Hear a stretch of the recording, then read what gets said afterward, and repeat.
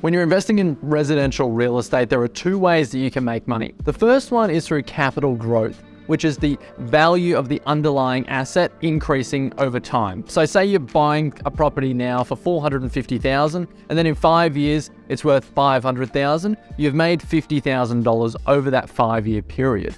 Basically $10,000 per annum, which equates to a return that you can then put as a percentage, and that equates to the capital growth rate of that property over time. Capital growth rate can be determined by a couple of things.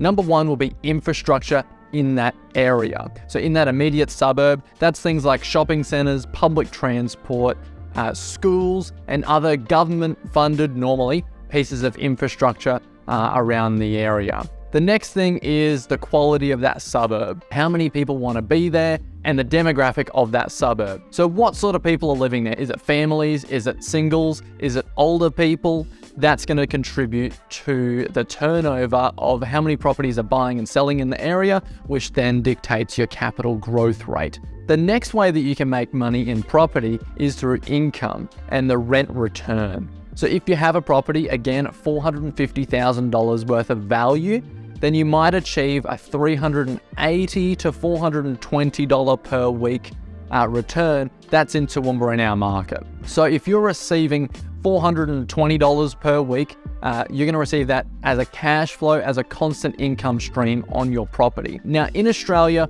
most properties are negatively geared, meaning that they have more debt and their debt servicing obligations are higher than the rent that they receive. So they receive a tax deduction in that regard, and they actually, on paper, make a loss on that property. And that's the way that the Australian economy is set up.